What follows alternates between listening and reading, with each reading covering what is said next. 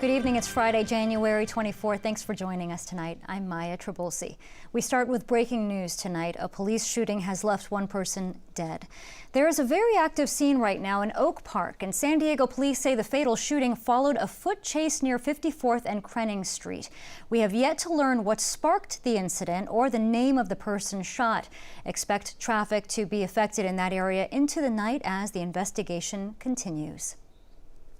And we start with threats and obstruction. Those are the themes Democrats are focusing on as they wrap up their pitch to the Senate and the nation in President Trump's impeachment trial. Most disturbing, President Trump issued a threat against the whistleblower and those who provided information to the whistleblower. Let's listen. I want to know who's the person that gave the whistleblower. Who's the person that gave the whistleblower the information? Because that's close to a spy. You know what we used to do in the old days when we were smart, right? With spies and treason, right? We used to handle it a little differently than we do now. That's some of this afternoon's presentation, but it doesn't seem to be swaying Republicans. Karen Caifa has our update from Washington.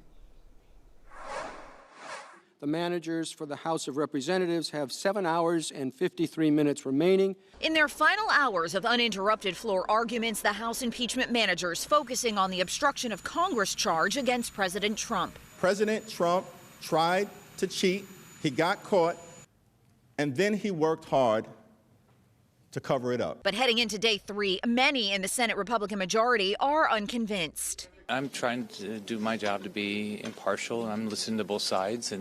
But I think the House managers have done a poor job. The GOP also seeking to blunt the call by Democrats for witnesses and subpoenas. I've heard that the case is overwhelming, that they've made the case, and yet maybe they should have thought about that before they brought it over. While Democrats work to persuade Republican colleagues to vote with them. I've been reaching out to my Republican colleagues to see if they have questions, thoughts, want to discuss issues, and so far I've not made any progress. Senate Democrats say they want to hear real counter-arguments from the president's defense team up next. I don't care to hear finger pointing at the House and how they conducted an investigation. What I want to hear is their facts and circumstances to disprove what we've heard so far. An abbreviated session is expected Saturday, allowing senators some time to rest and 4 Democratic presidential candidates to get back on the trail in Iowa.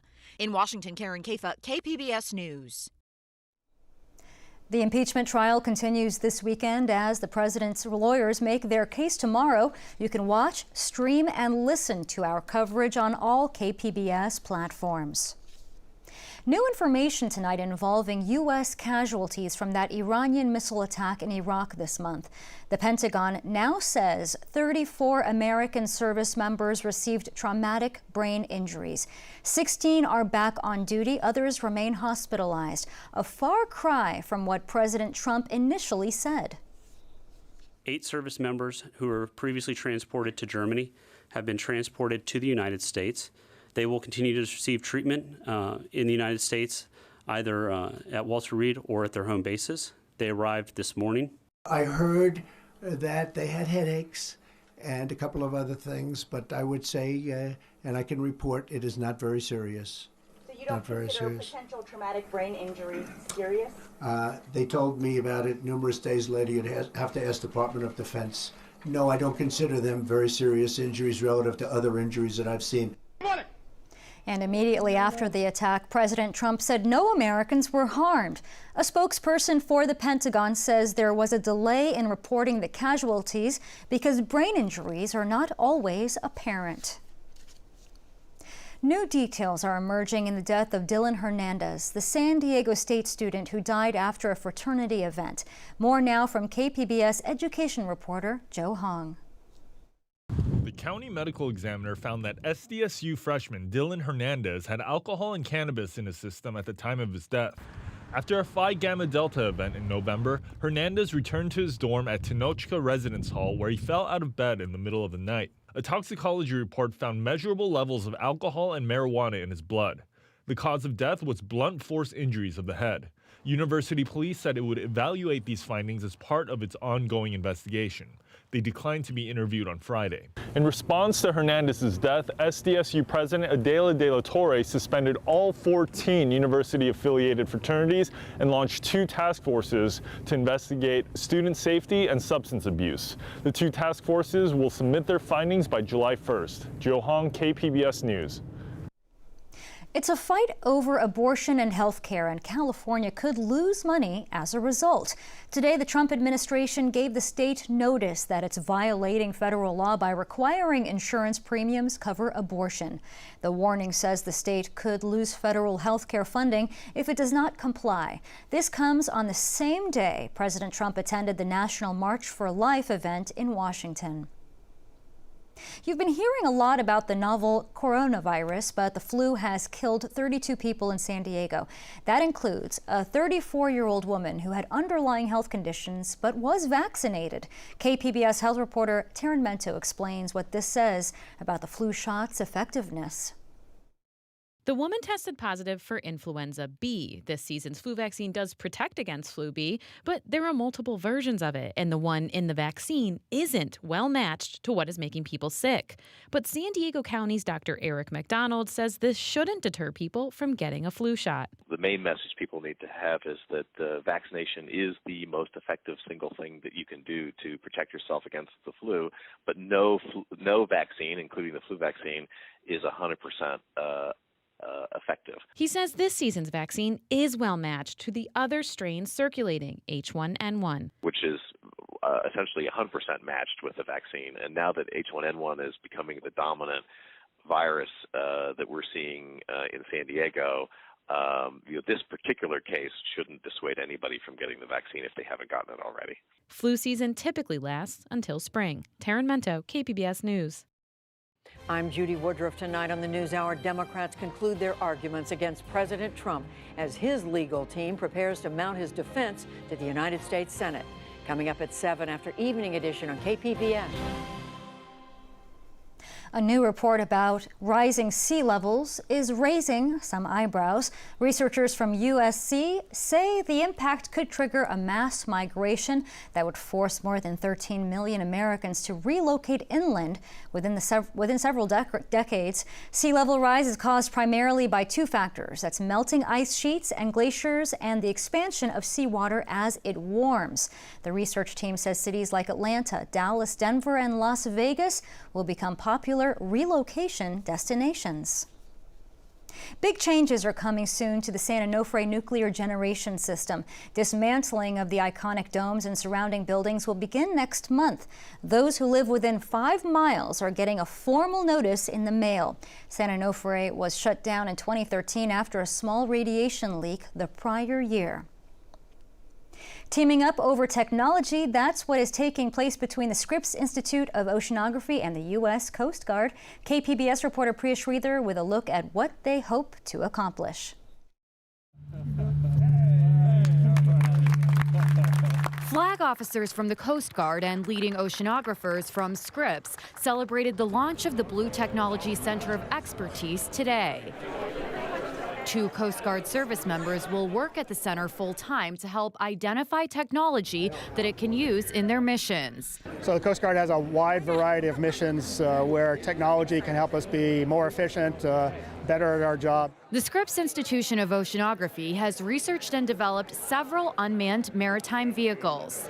With the ocean, its vastness, we have these tyrannies of distance that we can't put people at all places at all times. So we're really moving in our field towards use of unmanned systems. The Coast Guard says this technology can help them in search and rescue efforts and in enforcing fishing regulations. We can't be throughout that entire area at any given time, and so using unmanned surface vehicles as an example allows us to detect when legal or illegal activity is going on and to take our precious few assets and put them in the right places at the right time. The scientists at Scripps say the partnership is exciting for them too. It's very satisfying in this line of work to actually see your technology and efforts in science to be used in ways beyond just a scientific publication.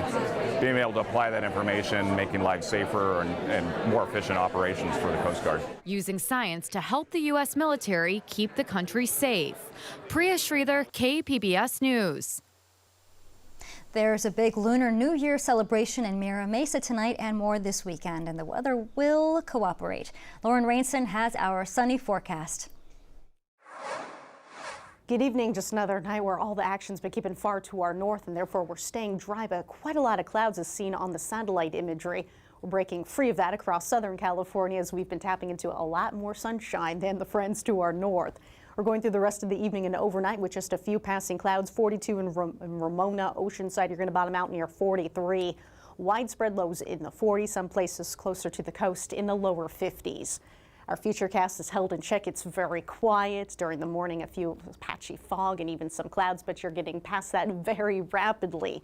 Leaning back to another day filled with sunshine, we'll go into Saturday evening under a mostly clear sky.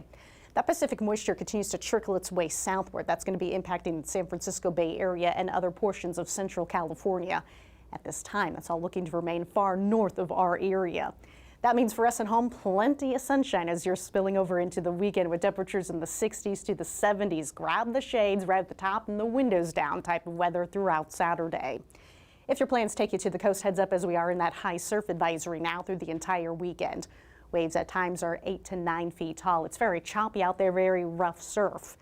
That moisture is on our doorstep at this point in time Sunday, and yes, some forecast models have been hinting at it's making a little bit more south in our direction. I'm still thinking we're going to hold off on seeing any of that rainfall, meaning we're dry the entire weekend. Mild stretch of weather to prevail, but if you have any travel plans, a couple of hotspot areas in the northeast and then problem area number 2 just north of us. The hits, they've just been keep on coming throughout the northwest coast with a series of storm systems. At home along the coast, plenty of sunshine to prevail with those temperatures in the upper 60s, not just through the rest of the weekend, but into early next week. Further inland, you're also enjoying that sunshine, temperatures in the 70s, lower 70s Sunday to Monday, middle 70s by next Tuesday through Wednesday. In the mountains, mixing with sun and clouds, temperatures in the upper 50s Saturday, slightly cooler Sunday to Monday with highs in the lower 50s. A little bit on the chilly side toward the middle of next week and into the desert. A lot of sunshine to go around with highs in the upper 70s these next several days. Middle 70s toward the middle of next week. Reporting for KPBS News, I'm meteorologist Lauren Rainson. Back to you.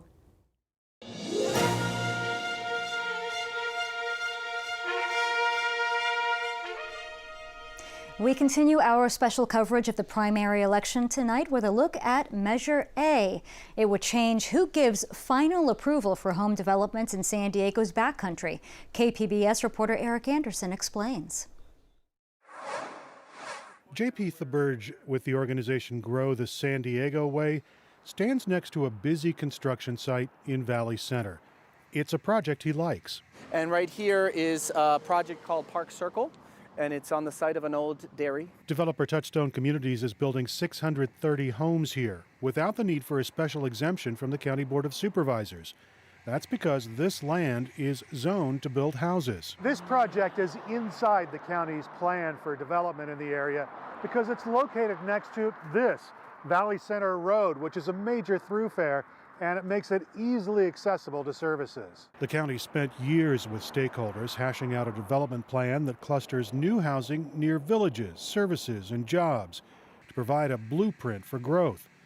But since the general plan was adopted, supervisors are still approving large backcountry developments in isolated rural areas where those amenities are sparse. Newland Sierra, Lilac Hills Ranch, Valiano, Harmony Grove Village South, Otay Neighborhood 14. Susan Baldwin is a retired urban planner and president for San Diegans for Managed Growth.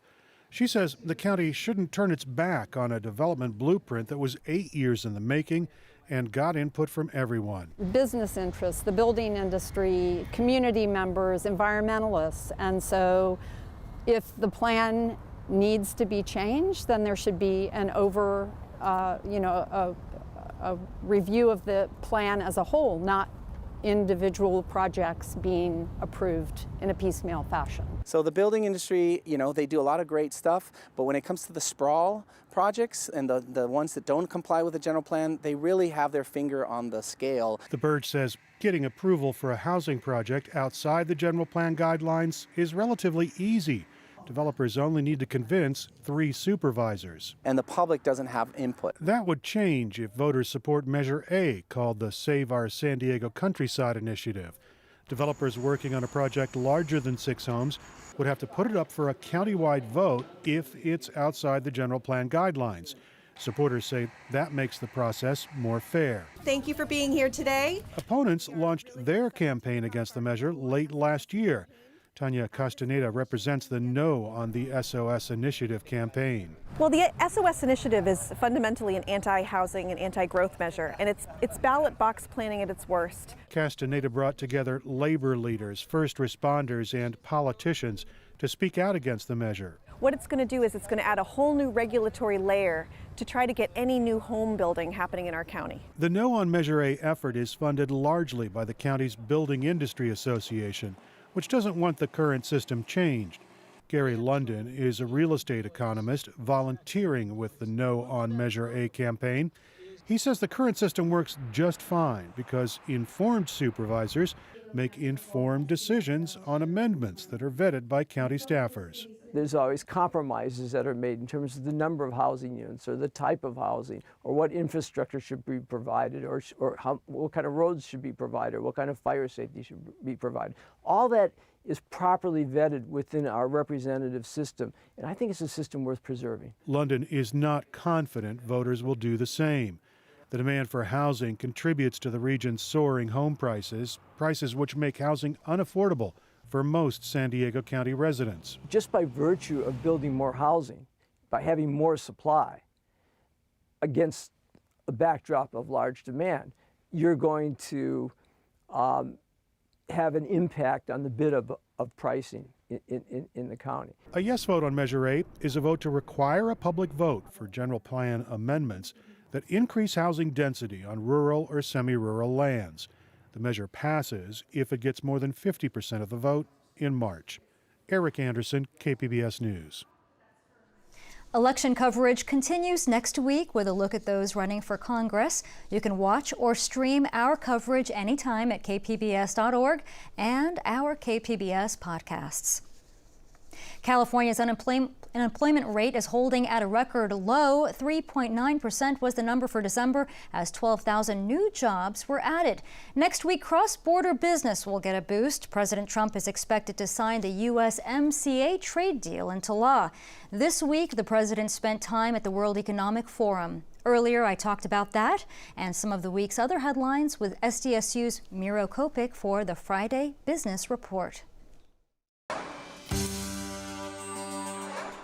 Hi, Miro. Welcome. Thank you, Maya. So the big story this week is the World Economic Forum in Switzerland. There was a focus, of course, on climate change. Can you tell us how corporations are taking climate change more seriously and how they showed that? Yeah, this year there's a big focus in Davos on climate change and really accelerating reducing the carbon footprint, and corporations are taking the lead. And the first one, and all announcements came in the last handful of days, but really reinforced at Davos. So BlackRock, which is the largest manager of assets in the world, they manage $7 trillion in assets. Just by comparison, the U.S. economy is $22 trillion, so a third of the total U.S. economy they manage in global assets. And their CEO, Larry Fink, said, you know, climate risk is investment risk.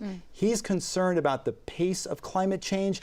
A lot of pressure from not only investors, but when they looked at the issues around climate change, they look at the fires in California, the recent fires in Australia, and they changed their investment thesis. And so that means they may not be investing as much in fossil fuels. In mining, they'll look more into renewables or healthcare or other areas. Two other companies that made huge announcements. First one is Microsoft. Microsoft said by 2030, they're going to be carbon negative. And another company that we're all very familiar with did the same thing, Starbucks. Starbucks said that they're going to reduce their carbon footprint by 50% by 2030, just by doing two things. They're going to cut water use, and they're going to reduce the amount of trash they send to the landfill. So big news out of Davos. Huge goals. Hopefully they can reach them.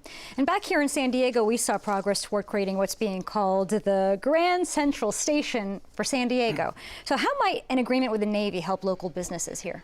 Wow, it's a huge agreement between SANDAG, the San Diego Association of Governments, and the U.S. Navy. The whole area around what's known as Spay War along the 5 freeway in Old Town, those big airport hangars. What the Navy gets out of this whole deal is they're going to get a brand new state-of-the-art secure building for these 6,000 employees that are focused on cybersecurity, highly secure location. So in the end, this is going to be a big deal. They're going to sign the final agreement by the end of March. The economic impact studies, environmental impact studies are going to start on the government side and be done in December, and the state's going to do one as well, done shortly afterwards, and then they can break ground. Okay, and then the Super Bowl next week. We'll talk about the ads next week. But for right now, let's talk about something else that has a very high price tag, which are the tickets. What are people looking to spend on tickets for Super Bowl? Wow, it's almost a record. Almost $8,900 per ticket, the average ticket price right now on Ticketmaster. In fact, what's interesting, it's a whole question of supply and demand on tickets. The last 4 or 5 years, tickets have ranged about $4,500, $4,700. This is more than double. And in the secondary market, so when people are kind of putting up their own tickets for sale, the price is almost the same. So it shows that there's a very high degree of demand for the supply of tickets. The previous high in terms of ticket prices was the 2015 Super Bowl, but it's hard to predict because if you go back and you look at history, in 2010 it was a great Super Bowl with 2 of the best quarterbacks in the league, Drew Brees in New Orleans and Peyton Manning in Indianapolis, and there the tickets were only about $2,300. So that was after the recession. But big money, so if you want to go, 20% of the people buying are from California, 21% are from Kansas and Missouri who are supporting the Chiefs. Most of the rest of the tickets are corporate tickets. Yeah. And it'll be an exciting game next week. Very exciting, and we'll talk about it more next week. Miro Kopik from SDSU and Bottom Line Marketing. Thank you so much. Thank you. Mayor Faulkner may be termed out, but his star is rising in some political circles, and we look closely at who wants to replace him. It's all tonight on the KPBS Roundtable at 8:30. The Aztec men's basketball team is off to one of its best seasons ever, and SDSU is sitting undefeated at 20-0. KPBS reporter Matt Hoffman tells us how they can make history this weekend. Jordan Shackle, rebound, Pulliam corner 3, good! Trey Pulliam. The San Diego State Aztecs are the only undefeated team in college basketball. That has them ranked number 4 in the nation. The other team sees the big target on our back, and we know we have a big target on our back, being 20-0, and every team that plays us wants to break our streak. SDSU assistant basketball coach David Velasquez was there in 2011 when the Aztecs also started 20-0. That season, led by current NBA star Kawhi Leonard, they went to the Sweet 16 in the NCAA tournament. But Velasquez says the team is not making any comparisons. To be honest, we don't even think about how we're going to measure success with this team. It's middle of January, and it's great to be in the position we're in, but again, we're nowhere close to where we're going to be hopefully in March on both ends of the basketball. I think our guys know that we have to continue to get better. He goes up with the left hand, gets hacked and throws up a prayer, and it goes in. Fans have taken note of the historic season and are turning out to show their support. At the Aztecs' home court, Viejas Arena, the last 5 games have been sellouts. Our fans are some of the best in the country, and when that arena across the street, Viejas Arena is a packed house, and the energy's behind it. It's got to be one of the best environments in all of college basketball. Bedlam! Bedlam! Players like senior guard KJ Fagan are also feeling the energy inside the building. Early in the first half of that last game, I think my ears were just ringing. We went on a little run, and I just couldn't really hear anything. So just to know that people are coming out and being there hour and 30 minutes, an hour and 10 minutes before the game, it just lets you know that people really care about what's going on around here. Championship players do championship things. Fagan is just trying to take it all in during his last season with the team. Every day somebody asks me, you're a part of a 20-0 team, how does it feel? And I can't really tell them because I'm just so lost in the moment every day. I'm just valuing everything that we do every day and just being around these guys. I know that in about 2 or 3 months, this will be the end for me personally. So I just want to live in each moment. Bounce pass, Mitchell, slam dunk, 2 hands. All of the coaches and players we talked to, including junior forward Matt Mitchell, say they're not letting the pressure of being undefeated and staying undefeated get to them. We're just level-headed right now. Just keep plugging away. Not too high, not too low. I mean, we're happy to be undefeated, no doubt about that, but we're still plugging away. But he does say it's hard not to think about, especially with the team getting national media attention. It's hard to avoid it because it's all throughout media, newspapers, whatever it may be. But you know, we just come in here and we come in the gym. We know we got to put our head down and get to work and stay together. With school back in session this week, Mitchell says there's a different vibe on campus. For the first time, somebody stopped me and asked me to take a picture with me. That was pretty fun to experience. Students we talked to say there was a lot more attention on the team this year. Sophomore Jesse Dombrowski says during games there's excitement inside the building. I think the atmosphere is completely different than last year just because there's so much hype with the team being undefeated and everything. Like, the games are sold out, like, everyone's really loud, like, the atmosphere is really good. Malachi got it! Malachi got it! Junior Maxwell Johnson went to his first Aztec game this season and now is a rabid fan. And you're the underdog, right? Like, you see Duke and you see Oregon, you see these big names, and you see San Diego State, and you're like, when we get up there and then we just start climbing up the ladder, and it's incredible. You know, it's something that you could just show off to your friends back home that, you know, just don't get that kind of experience. I mean, it honestly could be like a once in a lifetime opportunity. The atmosphere is way doper than last year. Like, as I said, it was a lot more lit this year. Like, definitely, I have to say that, like, last year, and not as many people went. Sophomore Jacob Heim says tickets are getting hard to come by. People are trying to get people to get tickets for them and everything. Everybody wants tickets. Even the university bookstore is in on the action, selling undefeated t-shirts. But Mitchell says stuff like that doesn't bother the guys. We're just taking it one game at a time. I mean, so happens, God forbid, we lose a game, it happens. It's basketball. So you win some, you lose some, but you got to go out and play your hardest and give your best effort. If the Aztecs win on Sunday against UNLV, they'll set the school record for best start ever. Despite all the excitement, head basketball coach Brian Dutcher says right now they're focused on bringing home a conference title and will go from there. We want to hang a banner. We want to win a conference title. So that's what our goal is. So we want to be successful in the Mountain West. And if we do that, then everything else will fall in place. So we're trying not to stumble, and if we do, not have a prolonged stumble. Matt Hoffman, KPBS News. And KPBS wishes them the best of luck. You can find tonight's stories on our website, kpbs.org/evening edition. We leave you with music from Live at the Belly Up. A new episode airs tonight at 11 on KPBS. I'm Maya Trabulsi. Thank you for joining us. Have a great evening.